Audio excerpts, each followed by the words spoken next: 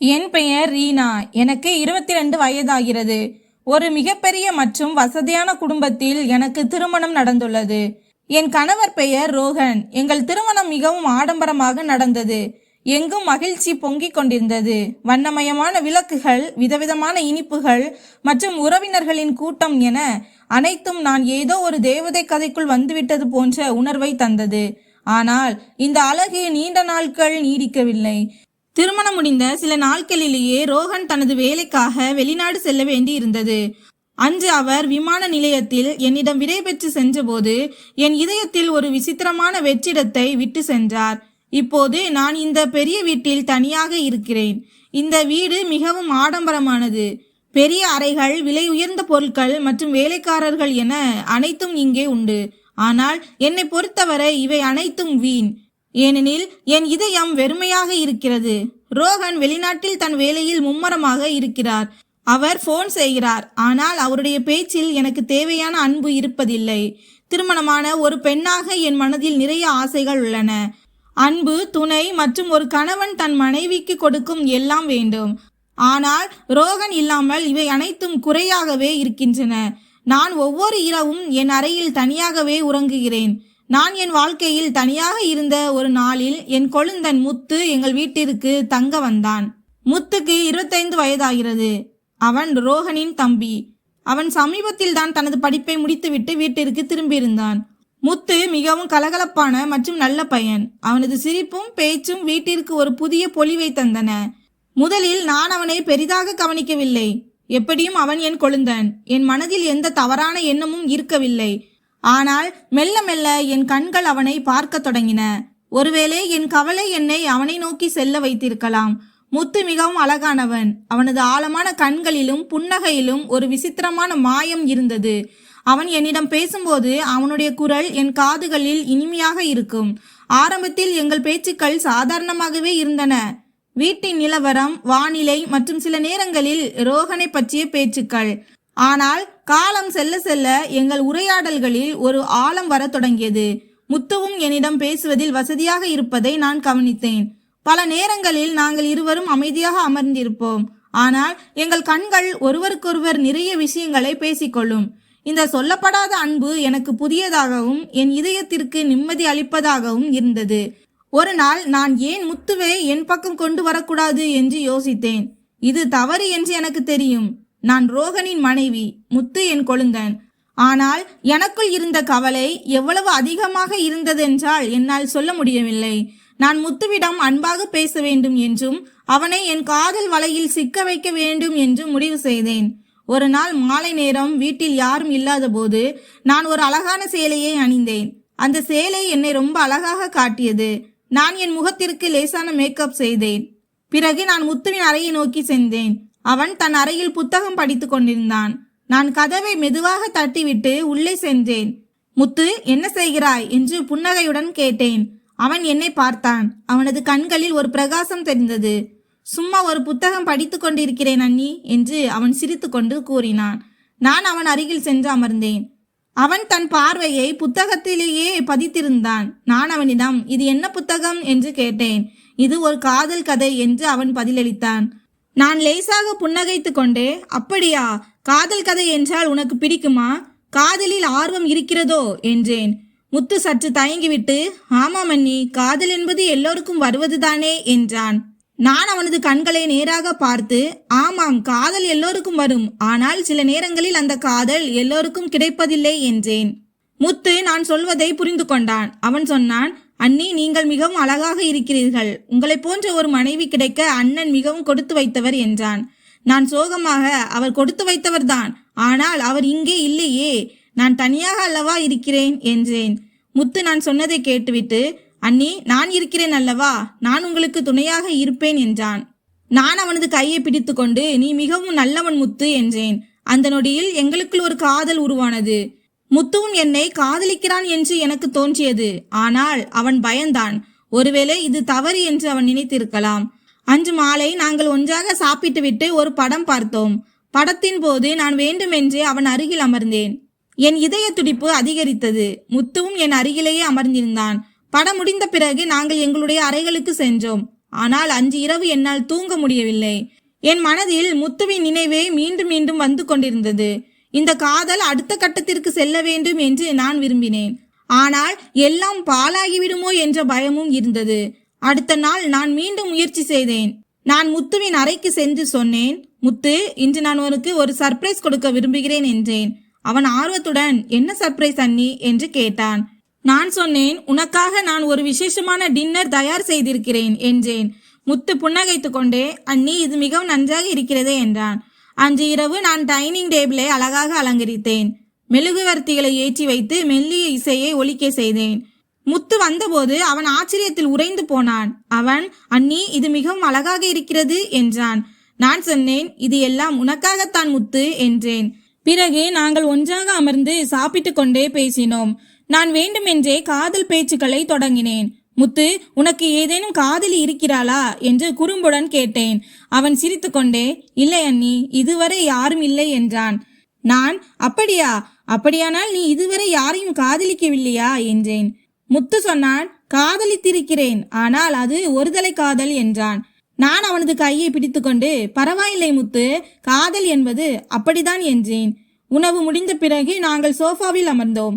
நான் சொன்னேன், முத்து, எனக்கு கொஞ்சம் மசாஜ் செய்து விடுகிறாயா? என் கை கால்களில் அதிக வலி இருக்கிறது என்றேன். முத்து சற்று தயங்கினான். ஆனால் பிறகு ஒப்புக்கொண்டான். அவன் என் கை கால்களில் தைலம் போட்டு மசாஜ் செய்ய தொடங்கினான். முத்து, நீ மிகவும் நல்லவன் என்று மெதுவாக சொன்னேன். அவன் புன்னகைத்து கொண்டே, நன்றி அண்ணி என்றான்.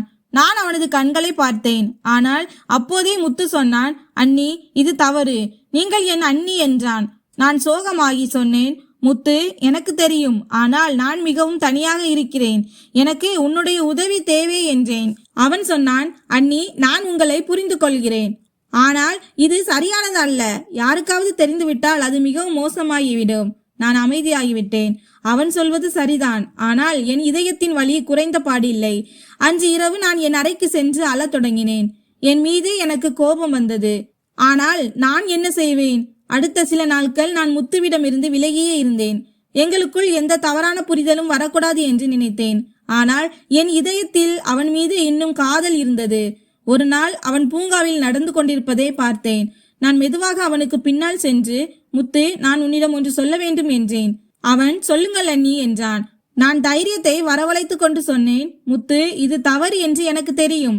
ஆனால் நான் உன்னை காதலிக்க தொடங்கிவிட்டேன். நீ இல்லாமல் என்னால் இருக்க முடியாது என்றேன். முத்து அதிர்ச்சியுடன் என்னை பார்த்து, அண்ணி, நீங்கள் என்ன பேசுகிறீர்கள்? இது நடக்கவே முடியாது என்றான். நான் அவனது கையை பிடித்துக்கொண்டு, முத்து, தயவு செய்து என்னை வெறுக்காதே, நான் மிகவும் தனியாக இருக்கிறேன் என்றேன். அவன் என் கண்களை பார்த்து சொன்னான், அண்ணி, நானும் உங்களை காதலிக்கிறேன். ஆனால் இது தவறு. இது அண்ணனுக்கு செய்யும் துரோகம் என்றான். நான் சொன்னேன், முத்து, நாம் ரகசியமாக சந்திக்கலாம், யாருக்கும் தெரியாது என்றேன். முத்து யோசித்து விட்டு சொன்னான், அண்ணி, இதில் ஆபத்து இருக்கிறது, அதிக ஆபத்து இருக்கிறது. இருந்தாலும் நான் உங்களை புரிந்து கொள்கிறேன். நான் உங்களுக்கு துணையாக இருப்பேன் என்றான். அந்த நொடி என் இதயத்தில் சந்தோஷம் திரும்பி வந்தது. நான் அவனிடம், நன்றி முத்து, என் இதயத்தை வென்றுவிட்டாய் என்றேன். அடுத்த நாள் இரவு 10 மணி இருக்கும். வெளியே பலத்த மழை பெய்து கொண்டிருந்தது. வானத்திலிருந்து விழும் மழை துளிகள் மின்னல் அடிக்கடி மின்னிக் கொண்டிருக்க வீட்டில் இருள் சூழ்ந்திருந்தது. மெழுகுவர்த்தியின் மெல்லிய வெளிச்சத்தில் நானும் முத்துவும் மட்டும் வீட்டில் தனியாக இருந்தோம். என் கணவர் ரோகன் சில மாதங்களாக வெளிநாட்டில் இருந்தார். இந்த பெரிய வீட்டில் நான் அனாதையாக இருந்தேன். நான் துணிகளை எடுக்க வெளியே சென்றேன். அப்போது மழையில் நனைந்து விட்டேன். குளிரில் நான் நடுங்கிக் கொண்டிருந்தேன். அப்போது நான் முத்துவின் முன்னால் வந்தேன். அவன் வரவேற்பறை சோஃபாவில் அமர்ந்திருந்தான். என்னை பார்த்ததும், ரீனா அண்ணி, நீங்கள் நனைந்து விட்டீர்கள், சீக்கிரம் உடைகளை மாற்றிக்கொள்ளுங்கள் என்றான். ஆனால் நான் அவன் பேச்சை கேட்காதது போல இருந்தேன். முத்து, என்னால் இனி இந்த கஷ்டத்தை தாங்க முடியாது என்று சொன்னேன். என் குரலில் வலியும் கண்களில் கண்ணீரும் இருந்தன. அண்ணி, நீங்கள் ஏன் இப்படி சொல்கிறீர்கள் என்று முத்து என்னை பார்த்து கேட்டான். உன் அண்ணன் எப்போதுமே வீட்டில் இருப்பதில்லை. நான் இந்த வீட்டில் தனியாகவே வாழ்கிறேன். என்னை புரிந்து கொள்ளவும் எனக்கு துணையாக இருக்கவும் எனக்கு யாரும் இல்லை.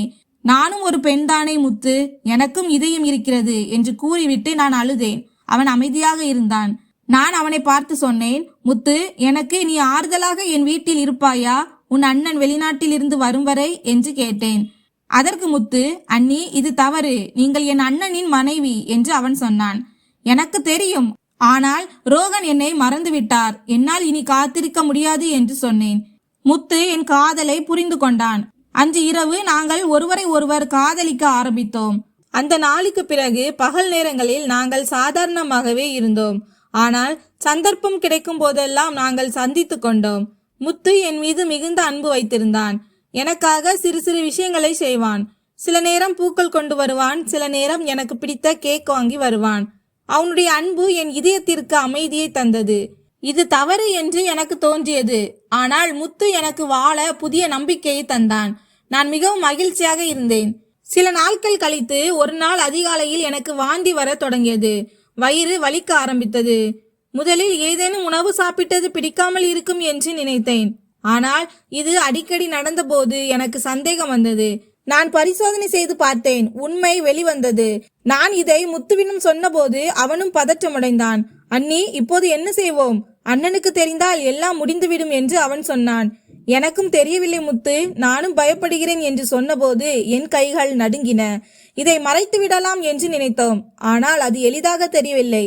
ரோகனுக்கு உண்மை தெரிந்துவிட்டால் என்னவாகும் என்ற பயம் என் மனதில் சூழ்ந்தது. பிறகு ஒரு நாள் ரோகன் யாரிடமும் சொல்லாமல் திடீரென்று வீட்டிற்கு வந்தார். அவர் எனக்கு ஒரு சர்ப்ரைஸ் கொடுக்க விரும்பினார். என்னை பார்த்ததும் அவர் மிகுந்த மகிழ்ச்சி அடைந்தார். அவர் என்னை பிடித்து, ரீனா, உன்னை நான் மிகவும் மிஸ் செய்தேன் என்றார். ஆனால் சட்டென்று அவருடைய பார்வை என் வயிற்றின் மீது விழுந்தது. ரீனா, நீ கர்ப்பமாக இருக்கிறாயா என்று அவர் கேட்டார். நான் மௌனமாக இருந்தேன். என்னிடம் பதில் ஏதும் இல்லை. சொல்லு ரீனா, இது எப்படி நடந்தது? நான் பல மாதங்களாக வீட்டிற்கு வரவில்லையே என்று அவர் கோபமான குரலில் கேட்டார். நான் அழத் தொடங்கினேன். எல்லா உண்மைகளையும் சொல்லிவிட்டேன். ரோகன், நான் மிகவும் தனியாக இருந்தேன். நீங்கள் இங்கே இல்லை. நான் ஒவ்வொரு இரவும் அழுது கொண்டிருந்தேன். முத்து எனக்கு துணையாக இருந்தான். இந்த குழந்தை அவனுடையதுதான் என்றேன். ரோகனின் முகம் கோபத்தால் சிவந்தது. நீ எனக்கு துரோகம் செய்து விட்டாய், அதுவும் என் தம்பியுடனேயே. இந்த குழந்தை யாருடையது என்று கேட்கவே தேவையில்லை. என் முகத்தில் கரியை பூசிவிட்டாய் என்று அவர் கத்தினார். ரோகன், நீங்கள் என் கணவர். ஆனால் என் மனதை நீங்கள் ஒருபோதும் புரிந்து கொள்ளவில்லை. நானும் ஒரு மனுஷிதான் என்று அழுது கொண்டே சொன்னேன். ஆனால் அவர் என் பேச்சை கேட்கவே இல்லை. நான் உன்னை விவாகரத்து செய்கிறேன். நீயும் முத்துவும் உடனே இங்கிருந்து வெளியேறுங்கள் என்று அவர் உடனடியாக கூறினார். குறைந்தபட்சம் முத்துவாவது எனக்கு துணையாக இருப்பான் என்று நான் நினைத்தேன். நான் அவனிடம், முத்து, இப்போது நாம் என்ன செய்வோம் என்று கேட்டேன். ஆனால் அவன் மெதுவான குரலில் பதிலளித்தான். அண்ணி, என்னால் உங்களை ஏற்றுக்கொள்ள முடியாது. இதெல்லாம் ஒரு தவறு. இந்த குழந்தையின் பொறுப்பை என்னால் ஏற்க முடியாது என்றான். அவனுடைய வார்த்தைகள் என் இதயத்தில் கத்தியால் குத்துவது போல இருந்தன. நான் யாரை நம்பினேனோ அவனே என்னை கைவிட்டு விட்டான். இப்போது நான் அனாதையாக நிற்கிறேன். என் வயிற்றில் ஒரு குழந்தை இருக்கிறது. என்னிடம் எதுவும் இல்லை. ரோகன் என்னை விவாகரத்து செய்து விட்டார். முத்து என்னை கைவிட்டு விட்டான். ஒவ்வொரு நாளும் என் தவறை நினைத்து நான் அழுது கொண்டிருக்கிறேன். அன்று நான் மட்டும் பொறுமையாக இருந்திருந்தால் இன்று இந்த நிலையை பார்த்திருக்க வேண்டி இருந்திருக்காது. அன்பை பெறுவதற்காக நான் தேர்ந்தெடுத்த வழி என்னை மூழ்கடித்து விட்டது. இப்போது நான் வெறும் குற்ற உணர்ச்சியுடன் வாழ்ந்து கொண்டிருக்கிறேன். நண்பர்களே, அன்பும் ஆசையும் மிகவும் அழகானவைதான். ஆனால் அவை தவறான வழியில் சென்றால் வெறும் வலியை மட்டுமே தரும். இந்த கதை முற்றிலும் கற்பனையானது. இதன் நோக்கம் சமூக விழிப்புணர்வை ஏற்படுத்துவது மட்டுமே. கதை பிடித்திருந்தால் லைக் செய்யுங்கள் மற்றும் எங்கள் சேனலை சப்ஸ்கிரைப் செய்யுங்கள். நன்றி.